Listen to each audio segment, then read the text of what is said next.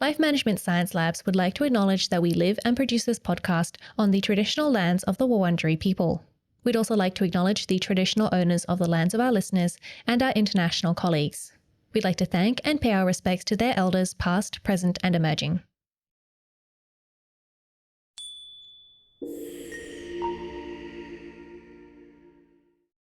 Hi everyone, and welcome to Room by Room, the home organisation Science Insights podcast, produced by LMSL, the Life Management Science Labs. We're champions of life management science, providing structured insights informed by science and inspired by practice on key aspects of conscious living. Each week we bring you scientific and practical insights on each element, with the expert knowledge of professionals in the field. I'm your host, Gabriella Yastra, coming to you from Naarm, Melbourne, Australia. Let's begin. Hello and welcome back to the show. Our homes are more than mere structures. They are the backdrops to our lives, shaping our moods, attitudes, and behaviors.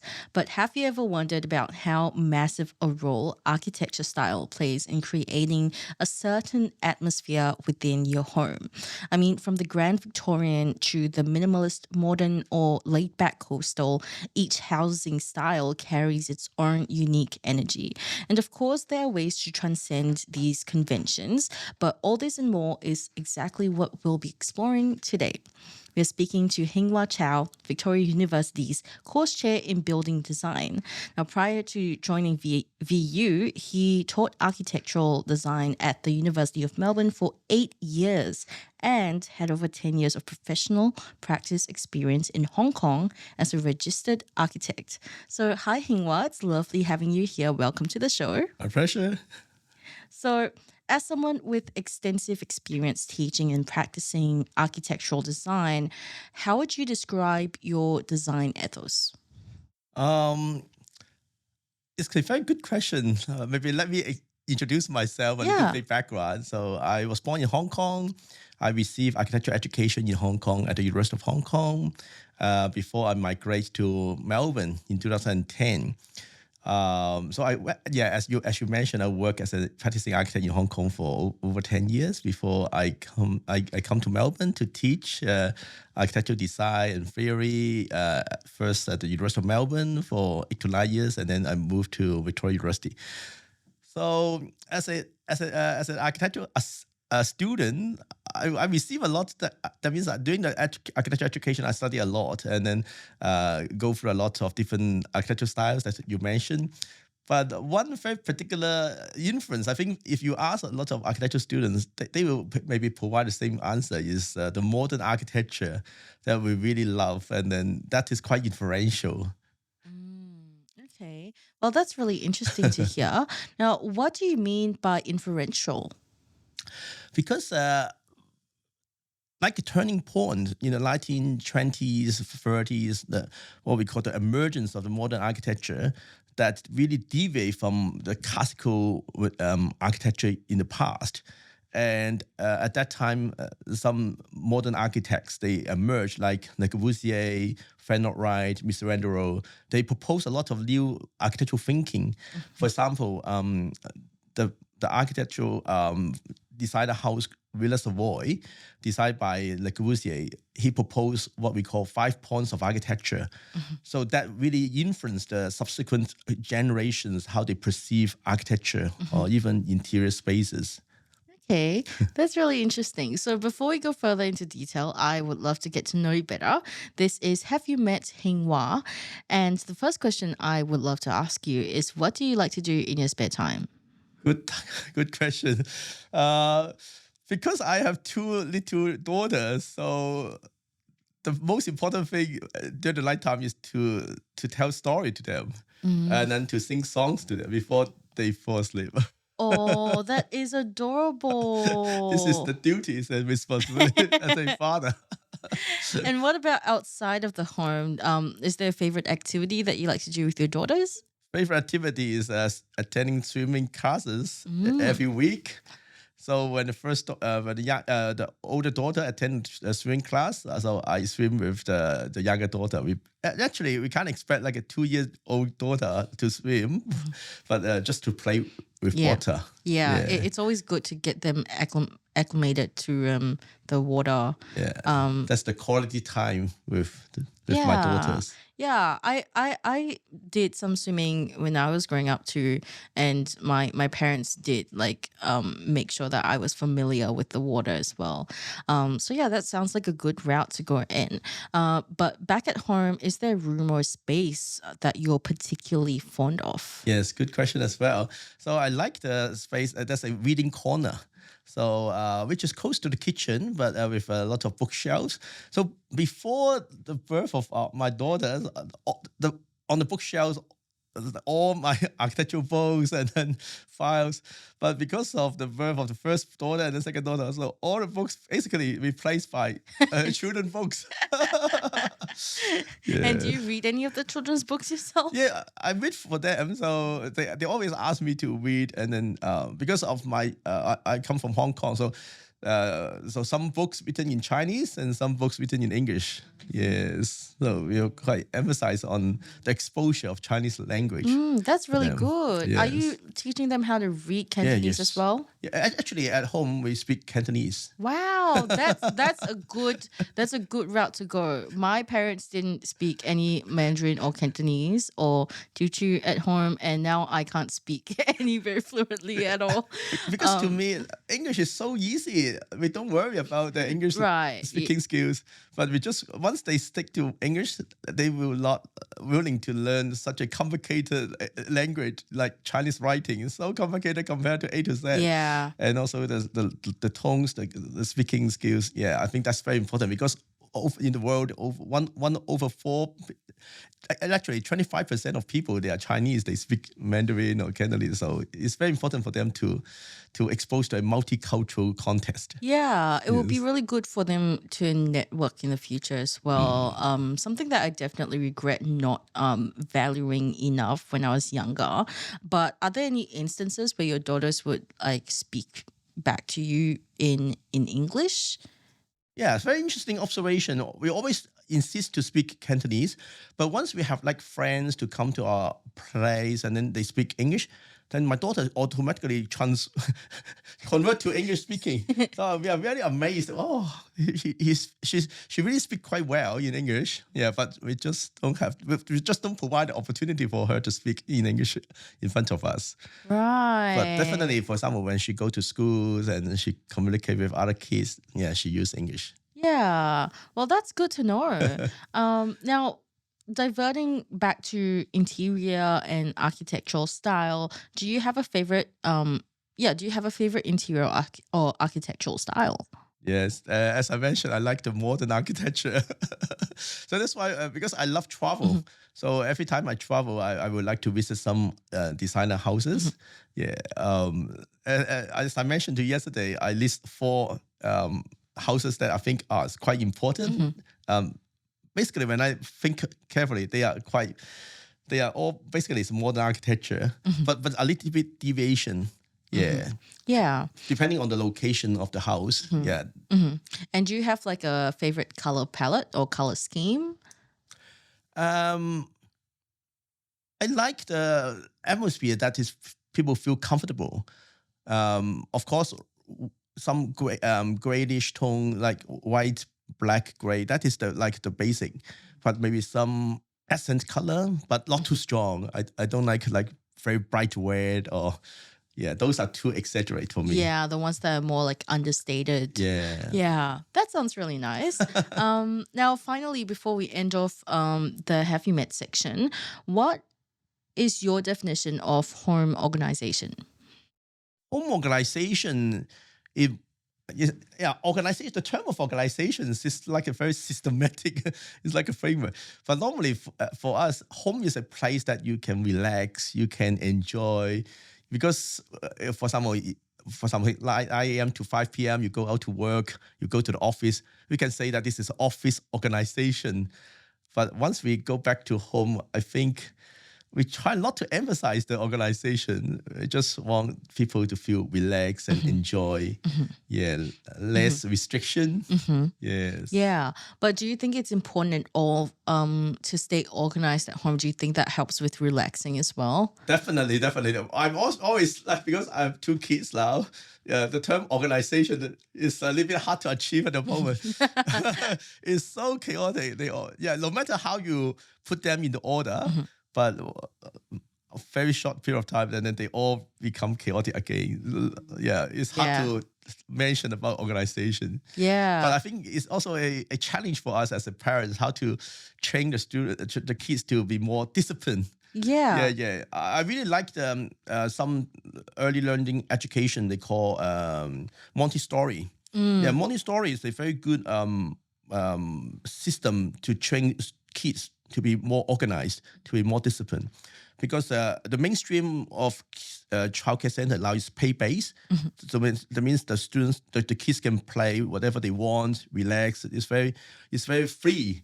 But Montessori is a very structured curriculum that we need to follow. But it's a good way to train the kids to be more disciplined. Yeah, it's definitely an opportunity as well to potentially turn it into a game where they, maybe they have to put their toys back in order before a certain point, and they'll, I don't know, have a reward or something like that. That's always fun for kids. That is the ideal. I'm still working hard to achieve that aim. No, that's fair. It can be really tiring. I feel like there's so many aspects to having kids where I see all the time with like some of our parenting and family shows, oh, you can gamify this and gamify that with your kids and stuff. But it takes a lot of energy because it's like, it's like you have a full-time job and then you have to go home and then you have to kind of like still be a manager, like I suppose in some sense to little kids. But luckily, after the COVID really changed what we work. Like in the past, we need to work Monday to Friday in the office or on campus. But now, because of the idea of working from home, so we are very more flexibility. Yeah.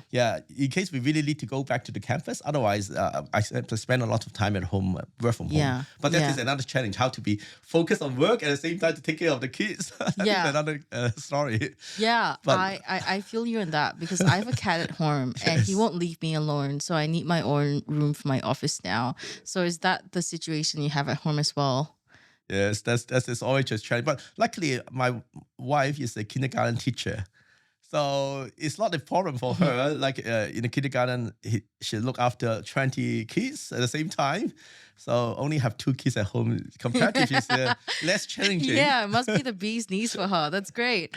All right, I feel like we got to know you a bit better now. It's been such a delight. So now we'll move on to what we're here to talk about, which is how housing style influences the home atmosphere. Okay. So for starters, how would you define housing style? Yes, housing style. If you look at the history of design, housing style keep evolving. So if we go back to that is exactly what I teach. I teach my students because I teach one unit is called architectural design theory.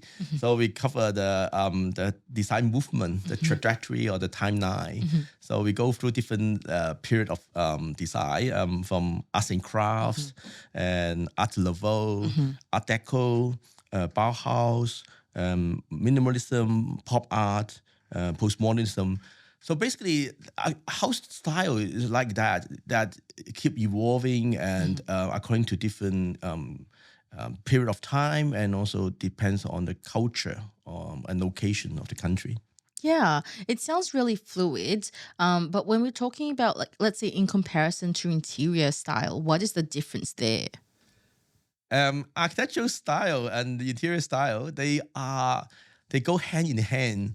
So some architects, they also deal with interior design because we look at this what we call built environment holistically. So when we design a house, so the interior design is a part of them. part of the task. We can't escape. We can't. And whenever you decide the exterior of the house, that will definitely influence the interior. For example, where to put the windows, whether you put the skylight, the spatial layout, that really substantially influence the interior design. And even some architects, they are really like to design the interior as well. So that means to continue the design ideas from outside of the building to inside the buildings, rather than to outsource that internal part to another designer to do it.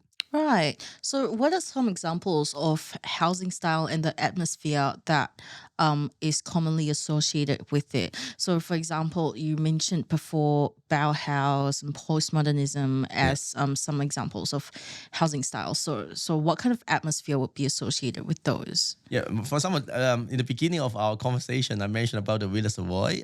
This is very important architectural design house by Le Corbusier, and I also mentioned about the 5 points of architecture. So that really changed the people how they perceive the housing, the house, and or even the interior design environment. So that linked to the 1920s at that time, because the invention of the car.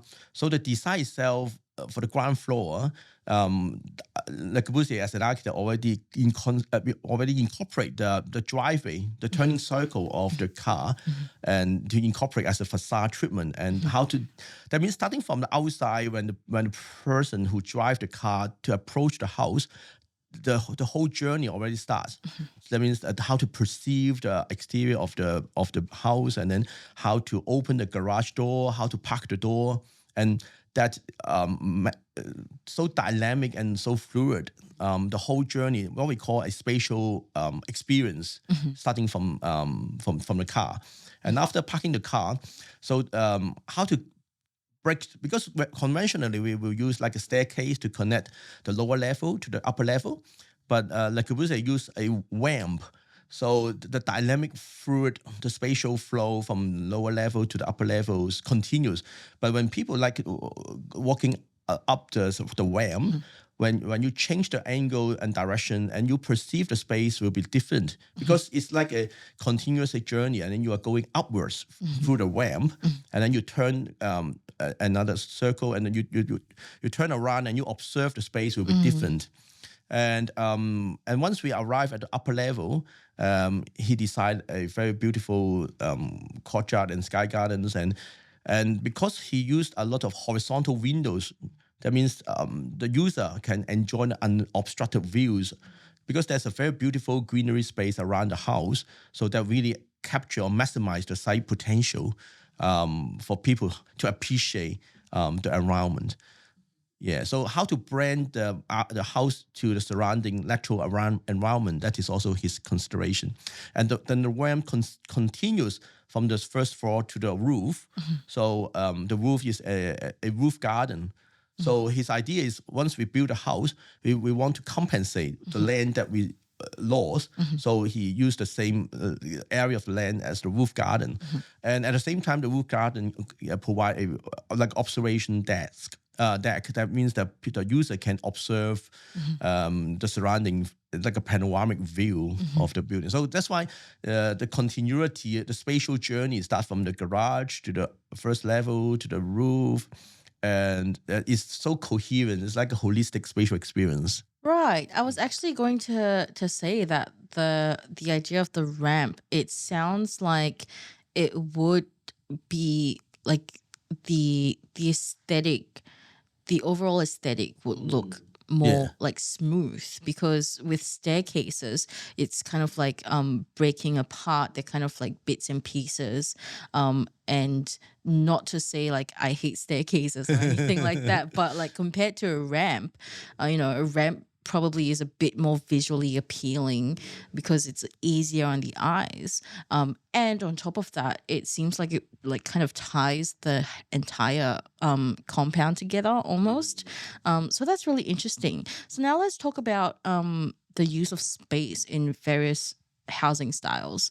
What can you tell us about how different architectural styles use their space? There's, for example, double height ceilings they have ebbed and flowed throughout the history of design. So yeah, what can you tell us about how all of this space is used? When you mentioned about the change of levels, so nowadays, like for example, we live in Melbourne. If we go to apartment, normally it's just a single story. But if we can break the visual barrier, like the physical separation between upper level and lower level, that we can play a lot, like speed level, or what you mentioned about the double height of the space, or the upper level can overlook to the lower level. That visual connectivity is quite important, and it really gives the sense of like a very grand atmosphere, a high ceiling. People always like high ceiling, yeah, because it really make people feel comfortable. It opens up the space a bit. Yeah, it opens the space, and then if the double height can have a full height glazing on one side, that can really allow the daylighting to enter. And it also depends on the environment outside. If there's like a balcony, or if there's a garden outside with some plants, that really enhance the whole atmosphere. So it really depends on a lot of factors, like the height of the space, and whether we can even provide the skylight to the space. Yeah, so the daylight not only from the windows but also from the top, that will be very different. The atmosphere. Right. Well, let's say that someone wants to achieve like a grand look similar to how you would with double height ceilings, but they don't have the double height ceiling thing. They can't afford that in their home. What alternative could they do? Some people, they play with the ceiling design, like to have false ceiling on part of the space, but some part of the ceilings will be a little bit deeper than some part of low. Some part is lower, some part is higher. So to try, so within the spatial constraints, try to provide some variation in the height. The height dimension that really give the people some different perceptions. Right. Yeah. Because if you have like variations within the design, that like the shortest variation is going to give is going to lend some what I would call, I don't know if this is a technical term or not, but I would consider it like kind of a visual illusion, like an aesthetic illusion to the longer ones, making it seem like it's higher, right? Yes, variety also also contributes to the visual impact. Yeah, and that's actually sorry to interrupt. No worries. But that's actually an interior design technique as well, to like when decorating, to have some variation in the height. So variation is one of them, like in terms of the height, in terms of dimensions. Another variation is the texture, like the wall texture, the ceiling texture, or even the floor. The texture is one of them, and then color. Yes, normally the designers play with the color palette, the material palette, and then the dimensions. Interesting. Yeah, and so if people have like a lower ceiling and they want to like embrace that, what kind of atmosphere would that give? If it is a very tight space, my recommendation is you can, some people, they use mirror. So if like install the whole wall with a mirror, then really can another illusion that make the space much more spacious than without the windows, without the glass. Yes. Yeah. Let's talk about some of the popular housing styles in Melbourne, because we're both from Melbourne, so that's just the easiest to talk about. Yeah, let's talk about some of them and what kind of atmosphere they give. So we have like Victorian homes. What kind of atmosphere does that have? If you mentioned about Victorian, because we live in Melbourne, in Victoria. But even in Victoria, you have a lot of variety. And because Australia, Melbourne is like Victoria, because we trace back to the colonial style, because of the we were part of the British colony. So we're quite influenced by the British design style at that time.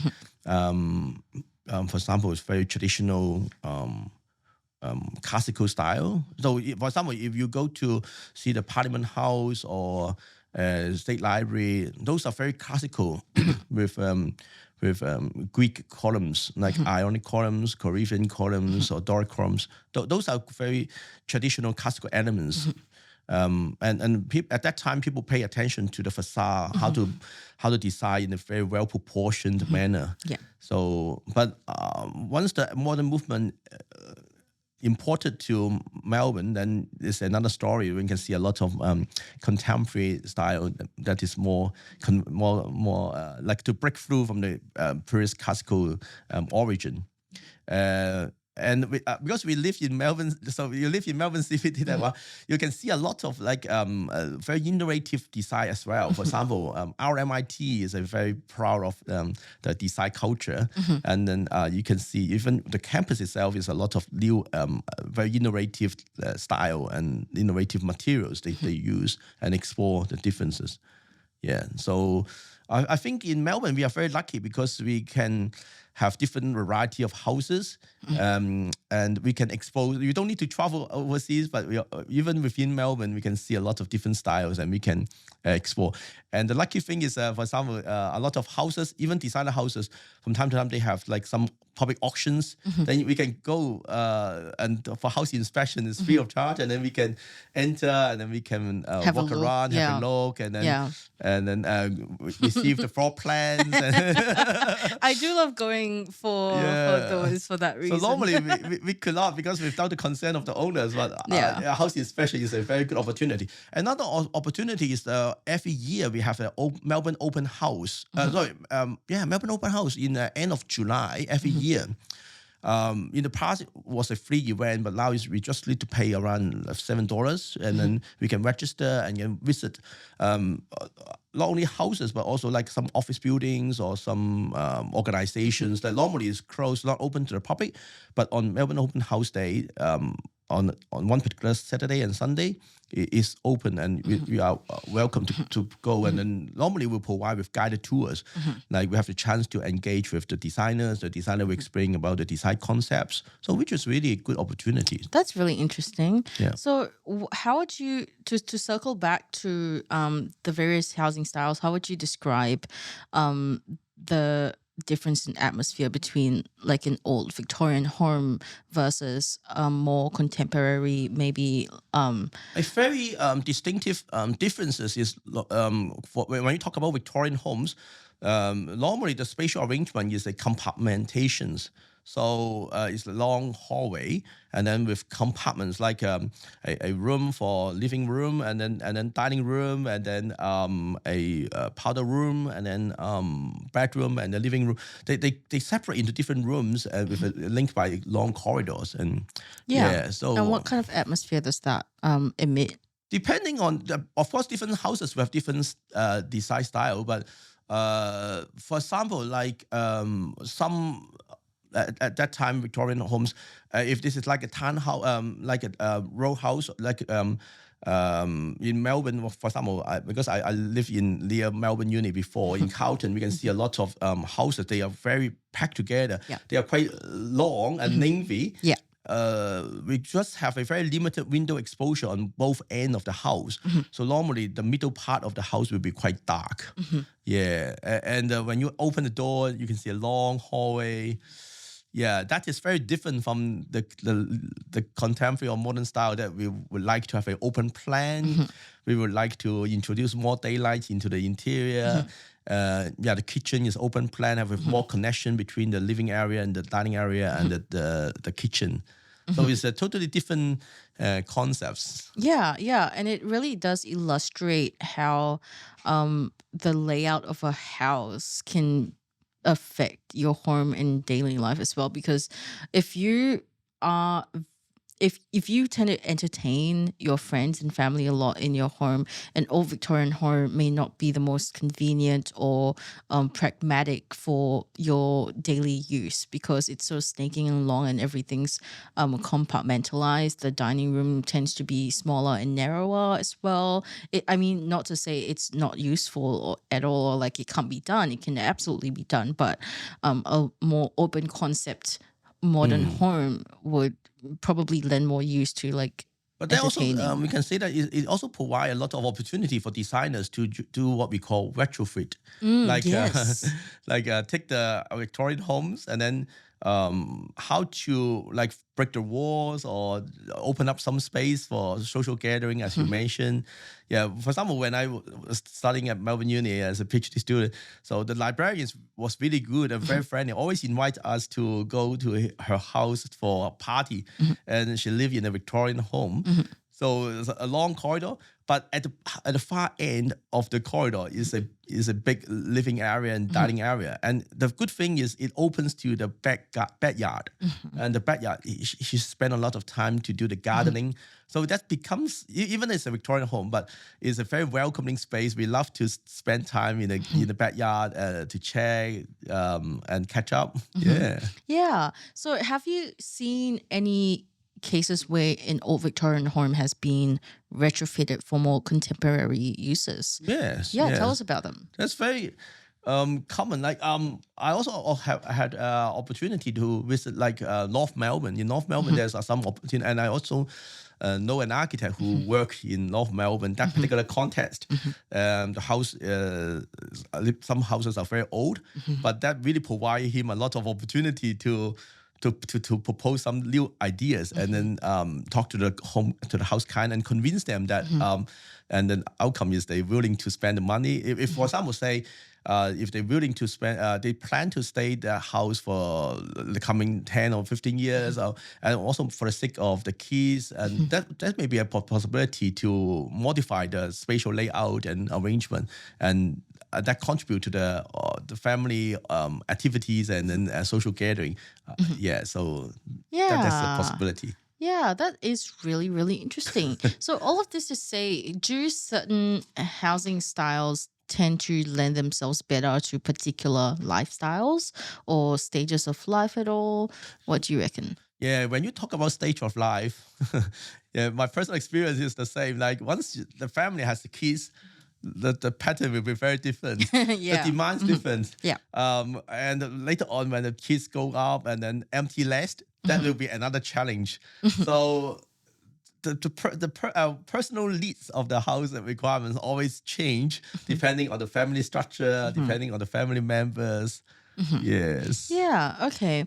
Well, so what small changes do you think homeowners could actually, before we get to that, what do you think homeowners need to consider before retrofitting a home or transforming their home or renovating their home? Yes, very good point. Nowadays, Victorian government promote what we call carbon neutrality. They always set the aim is by 2045, we need to aim for less zero carbon emission. So environmental sustainability is a big agenda, and we always talk about climate change, global warming. So how to minimize the energy consumption is one key area. Of course, like for example, the government provides some subsidy for house owners to install solar panels. Yeah, that's and also for new houses starting from this year, no more gas supply and just electricity supply. So that is a dimension that we can consider, and that's another new movement. We can say is still emerging is what we call passive house. So, of course, if we talk about very rigid one, that is the passive house standard from Germany. So Germany is a pioneer, set up a very rigid criteria and certify according to the standard what is the passive house. But of course, for house designer, we can also consider how to incorporate some passive house design principles into our house to make it less energy to reduce the energy consumption and to rely on more passive strategy like lateral ventilation, cross ventilation to reduce our demand for air conditioning. And what about as far as interior design goes? Yes. One of the key elements for passive house is what we call air tightness. So how to minimize the energy consumption is when you select the windows, when you decide the wall, so the insulation in the wall, whether it's the double glazing of the windows or single glazing, those will affect the energy consumption of the house. And also the selection of the light fittings or fixtures. If we select some energy saving one, that will also reduce our energy consumption. Right. Yeah. And so, yeah, that sounds like a huge thing to have to consider when it comes to renovating. And also when you pick yeah. the paints, we need to select some paints that is more environmental friendly. So to reduce the emissions. And for example, like even water taps. Whether it is a water efficient water taps or use a lot or a water cross that flush the water, is it possible to reduce the water volume? So that means once we have an environmental friendly mindset, then we will look at the house design in a different perspective, from a different perspective. Oh yeah, 100%. I feel like this is something that a lot of people who aren't as like aware of the energy aspect to home and interior design tend to overlook, and then only after picking out what is aesthetically fitting for their home or what they would like is in the visual sense, But they realize that it doesn't quite fit. But every month when the owner receives the energy bills or water bills, exactly. Then if it is too much, then it's very painful, and then they will know that is so important. For example, one of my colleagues, and then she said that every month the energy bills is over 600 Australian dollars. I said, wow, so a lot of money.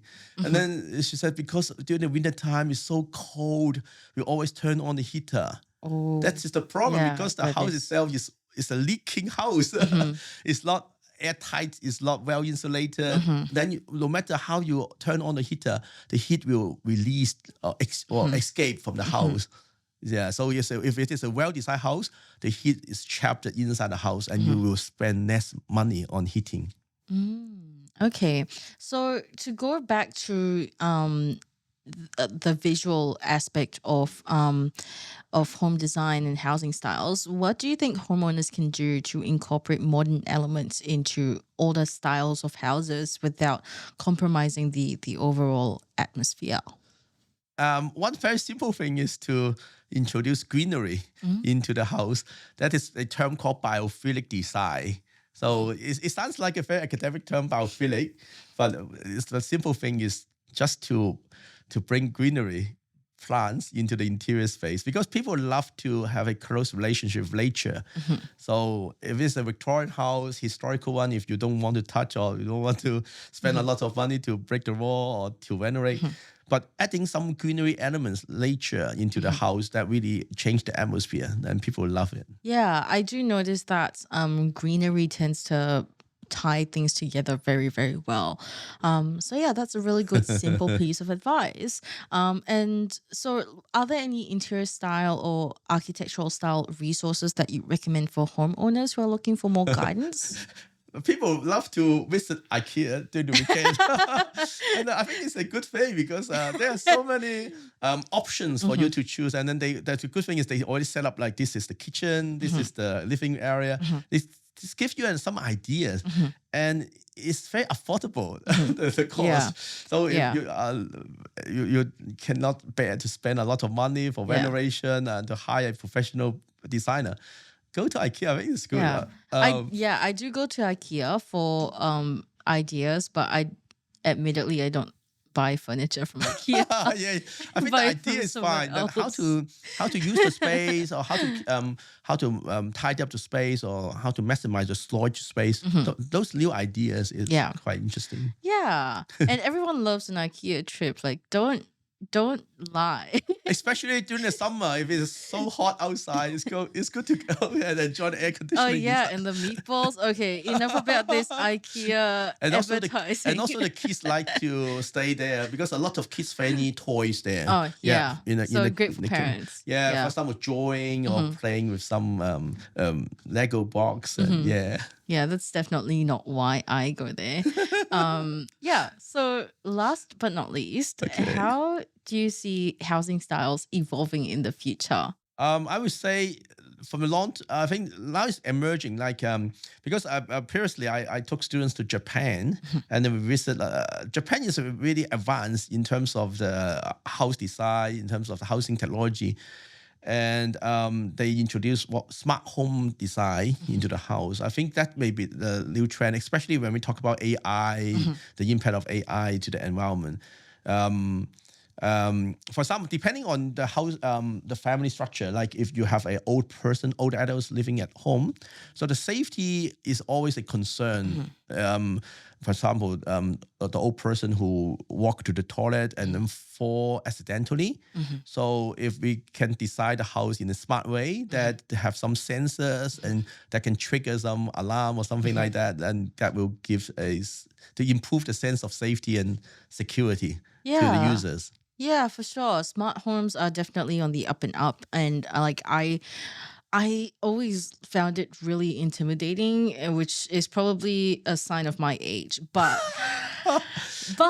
I have to admit, I installed smart light bulbs recently, and they have been such a wonder. Although, like with regards to like the housing style and its evolution and everything, what I've been reflecting on this in preparation for the podcast, and I have noticed that in the past, we have all these architectural styles. Every decade there'll be something new, but then right now it seems like we're a bit more concerned with conservation of old architecture, or like things of the past, and maybe retrofitting. Why demolish something that is already there? What are your thoughts on that as an architect? Yeah, you cover you touch a very good point. Is about the heritage and demolition issue, because from a environmental sustainability perspective, we try to minimize the waste. So imagine that if we demolish a building, that how to handle those waste. Normally we go to reclamation land, but that is not a way to we try not sustainable. We try to minimize the waste. So if the building itself is fit enough, we can do conservation or historical heritage. We preserve it, or what we call adaptive reuse of the existing building. So that will minimize the waste production. Yeah, that is really interesting. And what impact do you have? What impact do you think this may have on home atmosphere? Do you think we'll have a more eclectic look from now on? Yeah. Imagine if we still keep the existing urban fabric, the houses, but we just maintain it, then it turns out to be different styles. It's like a collage of different styles. Yeah. But that will make our city much richer, not so boring. Yeah. If you imagine if the same style, if they just cookie cutter, they copy and paste, then when you walk on the street, it's just the same. And then it's not, I think the most interesting part, if we walk in the city of Melbourne, is the rich, the historical background, the existing fabric, the language culture. Yeah, we would like to keep those as it is. Yeah. 100%. Oh, this is so interesting. And also another thing about the evolution of architecture, there was, how like home design layouts have evolved to kind of fit the needs of the masses and stuff, like in the past, in 1950s, I would say, is like post World War II inflation and closed concept homes were more expensive to build, which is why we have open concept homes now. But we've kind of gone to the point where, because we have friends and family over casually a lot, that open concept homes are suddenly not suddenly, it's been a while now, but open concept homes are so highly sought after now. Do you think that something like the reverse could happen at all? Reverse, because you mentioned about 1950s, that is the post-war Yeah. reconstruction. So at that time, it's the baby boomers. Yeah. People, we always keep mentioning that Melbourne will become the largest city in Australia, and then because people keep migrating to Melbourne, so instead of the new families, they maybe produce a lot of babies. Another round of baby boomers, I'm not so sure. But definitely for metropolises like Melbourne, that we attract a lot of people to come to Melbourne, then housing is always an issue. So that's why if we open the newspaper, we can always say that we experience a housing crisis because we don't have enough houses to accommodate the needs, because the population increase, the migration increase. Even the government set a cap limit on the international students who come to Melbourne to study. That is trigger a lot of controversy discussions. Yeah, I think that's still a challenge, like how we can, on one hand, we provide enough housing stocks to meet the needs, but within a short period of time, at the same time, we need to maintain the quality of the housing. I mean, that is the challenge. Right. Yeah. Well, thank you for answering all of that. It's been such a delight talking to you. Now we'll move on to the open mic section. Okay. And this is your chance to talk about anything that you're passionate about. And it doesn't have to be related to the topic at all. So the floor is yours. Take it away. Of course, if we talk about passion, because my career is educator, so of course I enjoy teaching with my students. And the very interesting part for teaching architecture is a lot of opportunities to travel overseas. Yeah, that is cool. Yeah. Do you have a favorite like subject or course to teach? The favorite subject is a traveling design studio. So when I was teaching at Melbourne Uni, I had two opportunities to take students to China, to Guangzhou, the southern part of China. It's a very interesting experience. Even you can imagine a lot of Chinese international students studying at Melbourne Uni. But when they arrive at Guangzhou, for them, because they could only speak Mandarin, and they couldn't understand Cantonese, and they say, "Oh, I'm living in. It seems that I go to another place which is not belong to China," because this is the first time for them to have the opportunity to be surrounded by all the Cantonese speakers, and even some international students they don't have the experience for Yum Cha. So I took them to Yum Cha in Guangzhou. Oh, that is really nice. It's like part of the cultural experience for them. Yeah, that sounds so fun. Oh, where can I sign up to this course? And before I moved to Victoria Uni, I also had one opportunity to take students to Sweden. That is the traveling design studio to Sweden. Yeah, that is a very interesting observation as well, because a lot of Chinese international students. So during the weekend, they go for shopping. Yeah. Yeah, it's a really good opportunity. Especially like Sweden is such a powerhouse for architecture and interior design as well. What we call Scandinavian design style. North Europe, they very pay attention to all the workmanship and then the style of them. Yeah. And the Sweden is also very interesting because we stay at Gothenburg, the second largest city in Sweden, and it's just 3 hours from Norway, and also very close to Denmark. So even we travel to Sweden, but during the weekend and Easter holiday, we have opportunity to either go to Denmark or Norway. So it's just really good. Interesting. So are there any other locations that you would be interested in traveling to for architecture purposes? When I joined Victoria University, I already took students to Japan for 2 times, which is also a very good experience. Of course, one reason is because Japan is really advanced in terms of the housing construction. So instead of just relying on the laborers working on site, they move a lot of production to off-site, so in the factory setting. So the quality and workmanship well controlled indoor. Yeah. And they use a lot of robotic arms to like a production line, but it's a produce of a house, but use a lot of robotic arm to like even screwing. They're very precise and meticulous. Yeah. So they set a very high standard in terms of the quality control of housing For compared to sure. Australia. I feel like no one else would have the guts to be like, how do we build it offsite and then transport it there? They're very good. And they also need to consider the earthquake as well. So how to build a house that is stable and resilient against the natural disaster. That is another challenge. Yeah, that's all really interesting. Well, thank you so much, Hing-Wah, for joining us today. If our listeners want to find out more about you and what you do, where can they go? Go to my website. Okay, great. We'll link that in the show notes.